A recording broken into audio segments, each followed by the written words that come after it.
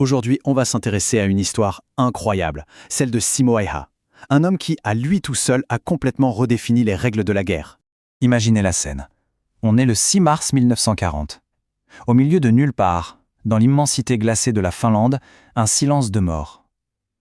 Et là, dans une forêt couverte de neige, tout va basculer. Pour un homme et pour toute une nation. Et voilà, une balle, elle vient de frapper Simo Häyhä. Une fraction de seconde avant, il était là, l'œil sur sa cible, et la seconde d'après, plus rien. Le noir complet. Il est à terre, inconscient, en train de se vider de son sang dans la neige. Sauf que cet homme, ce n'est pas un soldat comme les autres. Non, c'est un fermier. Juste un fermier. Et c'est là que toute l'histoire devient folle. Comment est-ce possible? Comment un type qui cultive la terre a-t-il pu devenir le sniper le plus redoutable de toute l'histoire au point de terrifier l'une des plus grandes armées du monde? Alors, première partie, la chute d'une légende.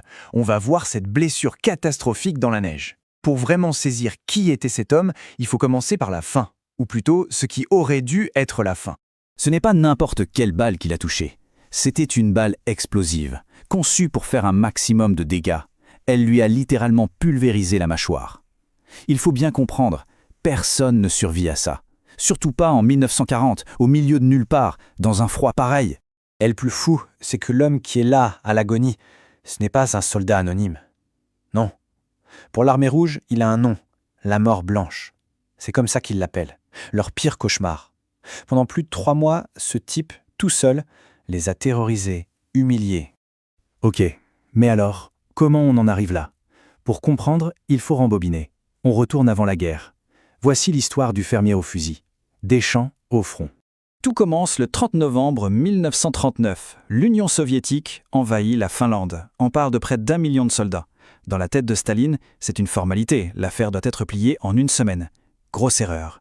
En face, la Finlande n'a pas le choix, c'est la mobilisation générale. Tout le monde doit se battre. Et parmi ces hommes, il y a notre fameux Simo Häyhä. Alors qui est-il? C'est un fermier de 34 ans. Il est tout petit, il fait à peine 1,60 m, vraiment pas le profil du super soldat. Il a juste fait son service militaire obligatoire, 1 an, et c'est tout. Sauf qu'il y a un truc. Simo, c'est un chasseur hors pair. Il a passé sa vie dans les forêts, et là-bas, bien tirer, ce n'est pas un loisir, c'est une question de survie. Quand on met les choses en perspective, c'est juste hallucinant. D'un côté, l'Union soviétique, 1 million de soldats, des tanks, des avions, une machine de guerre. Et de l'autre, la Finlande, et des types comme Simo Häyhä, un fermier avec son fusil de chasse, qui se bat juste pour défendre sa terre, sa maison. Ce qui nous amène au cœur du sujet, son génie dans la neige. On va décortiquer les tactiques de ce chasseur devenu invisible. Comment est-ce qu'il a pu transformer son expérience de la forêt en une arme de guerre aussi efficace? Alors voilà ses secrets, des trucs tout bêtes mais absolument géniaux. Premièrement, pas de lunettes de visée, jamais. Il utilisait la mire métallique de son fusil. Pourquoi? Parce qu'une lunette, ça peut refléter le soleil et un reflet, c'est la mort.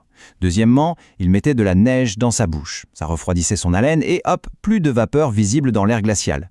Et enfin, troisième astuce, il versait un peu d'eau sur la neige devant le canon de son fusil pour la faire geler. Et résultat, quand il tirait, le souffle du canon ne soulevait pas le moindre flocon. Il était littéralement un fantôme. Et forcément, avec des techniques pareilles, les résultats ont été terrifiants. En l'espace de quelques semaines seulement, dès le mois de janvier. Son tableau de chasse officiel dépassait déjà les 100 victimes.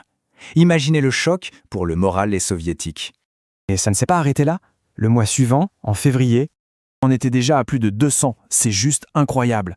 Un seul homme était en train de devenir une armée à lui tout seul. Là, pour le commandement soviétique, ça n'est plus possible. C'est une humiliation totale. Du coup, la guerre change de visage. C'est devenu une traque. La traque de la mort blanche. Toute une armée contre un seul homme. Et ils ont sorti l'artillerie lourde, au sens propre comme au figuré. Ils ont envoyé leurs meilleurs contre-snipers, qui se sont tous fait éliminer.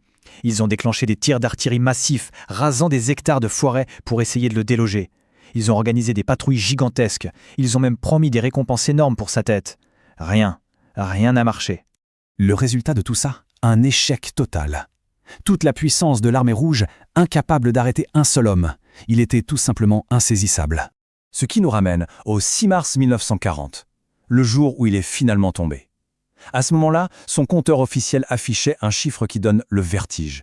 Plus de 500 morts confirmés. 500, c'est tout simplement le record absolu pour un sniper dans toute l'histoire. Personne n'a jamais fait mieux.